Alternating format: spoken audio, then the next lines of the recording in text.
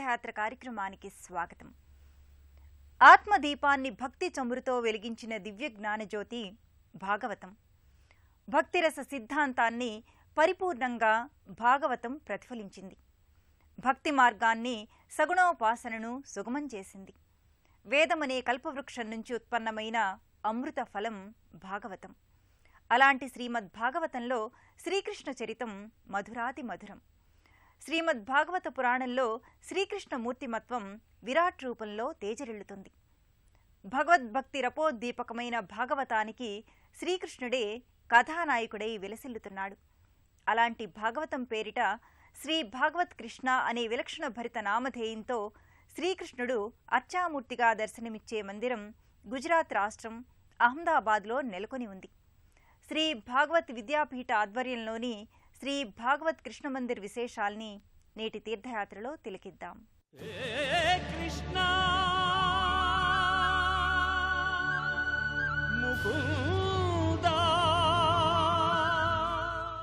ధర్మానికి హాని తలెత్తినప్పుడు, అధర్మం చేతిలో ధర్మం సంకట స్థితిలో పడినప్పుడు ఆ అధర్మ పరిస్థితుల్ని, అన్యాయ మార్గాల్ని చక్కదిద్దడానికి తాను అవతరిస్తూనే ఉంటానని భగవద్గీత మకరందం ద్వారా కృష్ణ పరమాత్మ వెల్లడించాడు. సర్వదేవ నమస్కారః కేశవం ప్రతిగచ్చతి.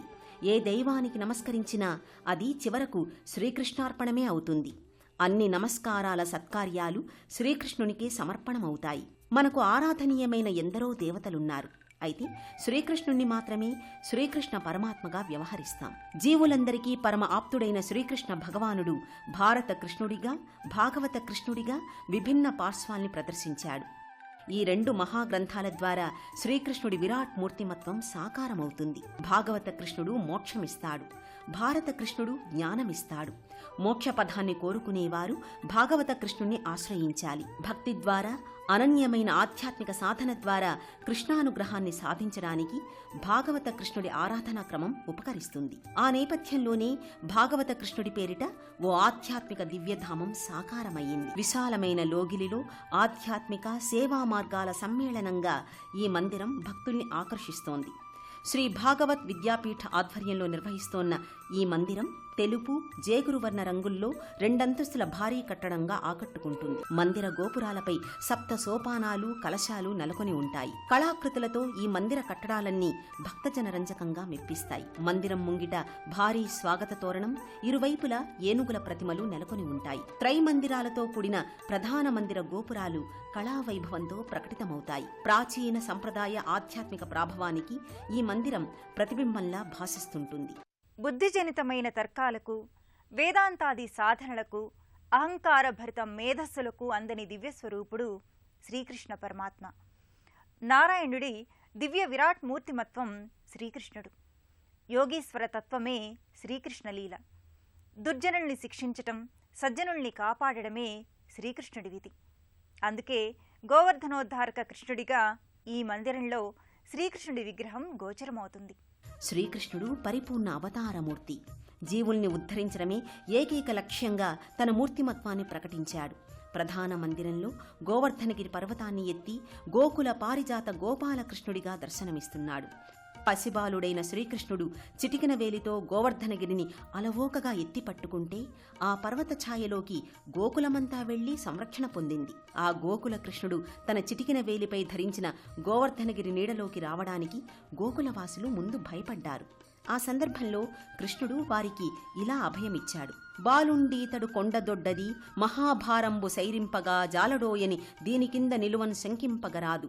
ఈ శైలంబోనిధి జంతు సంయుత ధరాచక్రంబు పైబడ్డ నాకేలల్లాడదు బంధులారా నిలుడీ క్రిందన్ ప్రమోదంబుగన్ అంటూ వారికి కృష్ణుడు ఆహ్వానం పలికాడు. అప్పుడు గోపాలమిత్రులందరికీ ధైర్యం కలిగింది.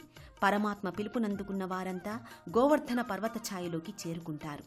నిజానికి వారంతా చేరుకున్నది ఆశ్రిత వత్సలుడైన కృష్ణ పరమాత్మ కరుణ, దయ, అనుగ్రహం అనే చల్లని నీడలోకి. అప్పుడు వారికి ఎలాంటి భయమూ ఉండదు. భాగవతమనే మహాపర్వతాన్ని అలంకారప్రాయంగా తాను ధరించి భక్తుల్ని ఆ మహాపర్వతాగ్రఛాయలోకి ఆహ్వానించి భక్తులకు శరణు అందించిన భాగవత కృష్ణుడి దర్శనం సకల సన్మంగళకారకం, అభయానంద ప్రదాయకం, ఆనంద జీవనకారకం. స్వపర భేదాలు లేని ధర్మమూర్తి, ఆర్షధర్మస్ఫూర్తి శ్రీకృష్ణుడు. ధర్మాచరణ నాకు స్వాభావికం. ఫలితాల్ని ఆశించకుండా కర్మాచరణం చేయడం ద్వారా ధర్మాచరణ నిర్వహణ సులభ సాధ్యమవుతుందని భగవద్గీత ద్వారా కృష్ణుడు పేర్కొన్నాడు. మాననీయమైన తన ధర్మబద్ధతను చాటుతూనే శ్రీకృష్ణుడు తన దివ్య మహిమల్ని ప్రకటించాడు. అందులో భాగంగానే గోవర్ధనగిరిని ఎత్తి గోవుల్ని జీవుల్ని సంరక్షించి ఎన్నో ధార్మిక సందేశాల్ని కృష్ణ భగవానుడు అందించాడు. శ్రీకృష్ణుడు దైవస్వరూపం కన్నా మానవీయ విలువలు నిండిన స్ఫూర్తి ప్రదాత. జన్మ కర్మచ మే దివ్యం కృష్ణుడి ఆవిర్భావం మాత్రమే కాదు, ఆయన జీవన సమాహారంలో ప్రతి అంశం అద్భుతమే.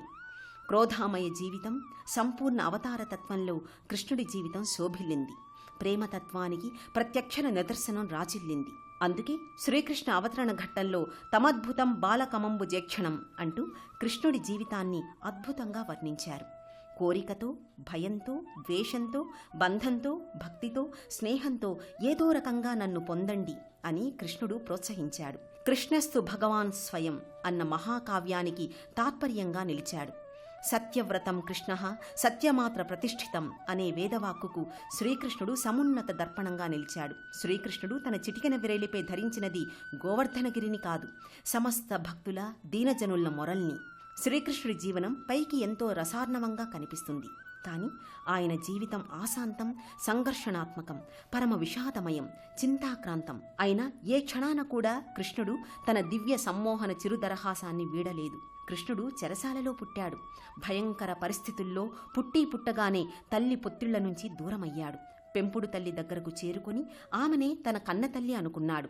నిందలు మోశాడు, కుట్రలో ఇరుక్కున్నాడు, మానసిక పరివేదనల్ని అనుభవించాడు. చివరకు తన వారంతా ఒక్కొక్కరు తన కళ్ల ముందే దుర్మరణం పాలవుతున్నా చూశాడు. కాలి బొటనవేలికి పదునైన బాణం నాటుకుని ఒక్కో రక్తపు బొట్టుగా తన ప్రాణాల్ని విడిచిపెట్టాడు. ఇలా శ్రీకృష్ణుణ్ణి మించిన భిన్న విభిన్న ఛాయలున్న పాత్ర ప్రపంచ సాహిత్యంలో ఎక్కడా లేదు. అందుకే యుగాలు గడిచినా, తరాలు తరిగినా కృష్ణుడు ఆరాధనీయుడయ్యాడు. భాగవత కృష్ణుడిగా, భక్తిభావ బంధురంగా అహ్మదాబాద్ నగరిలో కొలువు తీరాడు. ఆకర్షణ వల్లభ సంప్రదాయం ఉత్తర భారతదేశంలో శ్రీకృష్ణ భక్తి తత్పరత రీత్యా ఎంతో ప్రసిద్ధమైనది. వల్లభ సంప్రదాయ రీత్యా ఉత్తర భారతంలో ఎందరో కృష్ణ భక్తికి ప్రభావితులయ్యారు. భగవంతుడి పట్ల నిర్మలమైన ప్రేమానురక్తి, సఖ్యధోరణి ద్వారా ఈశ్వర చైతన్యానికి మరింత చేరువ కావచ్చనేది వల్లభాచార్య సిద్ధాంతం. భాగవత్ కృష్ణ మందిరంలో రుక్మిణీదేవి ప్రత్యేక మందిరంలో అలరారుతోంది. పాలరాతి విగ్రహాకృతిలో పుష్పమాలికను చేతబూనిన రుక్మిణీమాత విగ్రహం ఆకర్షణీయంగా ఉంటుంది. నిర్మల భక్తికి కావాల్సింది ఆడంబరాలు, ఆర్భాటాలు కాదని, కేవలం ఒకే ఒక్క తులసి దళంతో పరమాత్మను మెప్పించవచ్చని రుక్మిణీదేవి నిరూపించింది. శ్రీకృష్ణ భగవానుడి హృదయాన్ని గెలుచుకుని స్వామిని వలచి వలపింప చేసుకున్న సాధ్వీమణి రుక్మిణి. భాగవత శ్రీకృష్ణ మందిరంలో త్రిలింగేశ్వర్ మహాదేవ్ సన్నిధి నెలకొని ఉంటుంది. ఈ కృష్ణ మందిరానికి త్రిలింగేశ్వర్ మహాదేవ్ క్షేత్రపాలకుడు. 3 శివలింగాలు ఒకే లోగిలిలో నెలకొని ఉండడం ఈ మందిరంలో ప్రత్యేకత. సిద్ధి వినాయక్ మందిరం, ఆనందాంజనేయ మందిరం, భాగవత్ శ్రీకృష్ణ మందిర రూపకర్త కృష్ణశంకర శాస్త్రి మందిరం, దుర్గామాత సన్నిధానం, భాగవత్ శ్రీకృష్ణ దివ్యధాం లోగిలిలో భక్తులు దర్శించుకుంటారు. భాగవత్ శ్రీకృష్ణ మందిరంలో త్రిలింగేశ్వర్ సన్నిధి మరో ఆకర్షణ. 3 శివలింగాకృతులు ఒకే లోగిలిలో ఉండడం ఇక్కడి విశేషం. రుద్రేశ్వర్, కాళేశ్వర్, విశ్వేశ్వర్ లింగాకృతులుగా వీటిని భక్తులు వ్యవహరిస్తారు. ముజ్జగాల నేలే ముక్తిదాయకుడైన మహాదేవుడు 3 లింగాకృతులలో సుప్రతిష్ఠితం కావడం ఇక్కడి విశేషం. రుద్రాక్షమాలికల ధారణతో, సర్పాకృతుల అలంకరణతో త్రిలింగాలు తన్మయపూరితమైన రీతిలో గోచరమవుతాయి. త్రిలింగేశ్వరాయ నమశివాయ అంటూ భక్తులు ఈ త్రిలింగ సన్నిధిలో పూజాధికాలు, అభిషేకాలు నిర్వహించుకుంటారు. భాగవత్ శ్రీకృష్ణ మందిరంలో ఉన్న మరో ముఖ్య సన్నిధి ఆనందాంజనేయ మందిరం. శ్రీరాముడికి ఆనందాన్నిచ్చి లక్ష్మణుని ప్రాణాల్ని నిలిపిన వీరాంజనేయుడిగా, సంజీవరాయునిగా హనుమ విగ్రహాకృతి గోచరమవుతుంది. జేగురు వర్ణభరితంగా, సింధూర వర్ణశోభితంగా సిద్ధి వినాయక స్వామి విగ్రహాకృతి మరో ప్రత్యేక మందిరంలో నెలకొని ఉంటుంది. ఉత్తర భారతదేశంలో హనుమంతుడి విగ్రహానికి సింధూరాన్ని అలదినట్లే వినాయకుని ప్రతిమకు కూడా సింధూరాన్ని అలంకరించడం సంప్రదాయం. మరోవైపు శక్తి సంధాత్రి, దివ్య జనయిత్రిగా దుర్గామాత ధీర గంభీరమైన విగ్రహాకృతిగా తేజరిల్లుతుంది. అష్టభుజాదేవిగా, నానావిధ ఆయుధాల్ని ధరించి దుర్జన భయంకరిగా, సజ్జన శుభదాయినిగా గోచరమవుతుంది అమ్మ. భాగవత విద్యా విద్యాపీఠ అనే సంస్థను స్థాపించి ఆధ్యాత్మిక సేవా కార్యక్రమాల్ని నిర్వహణకు సంకల్పించిన కృష్ణశంకర శాస్త్రి గురూజీ విగ్రహం కూడా ఈ మందిరంలో ఉంది. ప్రతి సంవత్సరం ఈ లోగిలిలో అన్ని పర్వదినాలను, ముఖ్యంగా శ్రీవైష్ణవ సంబంధితమైన కృష్ణాష్టమి, రామనవమి వంటి పర్వదినాలను విశేషంగా నిర్వహిస్తారు. ఆశ్రిత వత్సలుడైన పరమాత్మ కరుణ అనే పర్వతాన్ని గోవర్ధనగిరిగా ఎత్తి వారిని ఆ ఛాయలోకి రమ్మన్నాడు. అప్పుడు భక్తులకు ఎలాంటి భయం ఉండదు. గోపాలదేవుడి గో సంరక్షణ అనేది జీవుల రక్షణకు సంకేతం. సేవ, శరణాగతి, పరోపకారాలనేవి శ్రీకృష్ణావతారంలో ముఖ్య పార్శ్వాలు.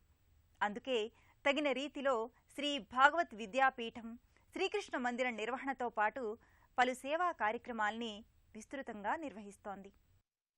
భాగవత్ విద్యాపీఠ్ అనేక సేవా కార్యక్రమాల్ని నిర్వహిస్తోంది. ఔత్సాహిక విద్యార్థులకు వేద పాఠశాలను నిర్వహిస్తూ భారతీయ వేద విద్యను ప్రచారం చేస్తోంది. పేద విద్యార్థుల కోసం పారిశ్రామిక శిక్షణా సంస్థ ఐటీఐని నెలకొల్పింది. ఉచిత వైద్యశాలను ఏర్పాటు చేసి రోగులకు ఔషధాలను పంపిణీ చేస్తోంది. పేద విద్యార్థులకు వసతి సౌకర్యాలను, భోజన సదుపాయాల్ని కల్పించింది. వృద్ధాశ్రమాన్ని నిర్వహిస్తూ వయోవృద్ధులకు భాగవత్ విద్యాపీఠ్ చేయూతనందిస్తోంది. గోశాల ఏర్పాటు చేసి గోవుల్ని పరిరక్షిస్తోంది. ఆధ్యాత్మికత ద్వారా సేవా నిరతి అనే నినాదాన్ని భాగవత్ విద్యాపీఠ్ సాకారం చేస్తోంది. సర్వధర్మాన్ పరిత్యజ్య మమేకం శరణం వ్రజ.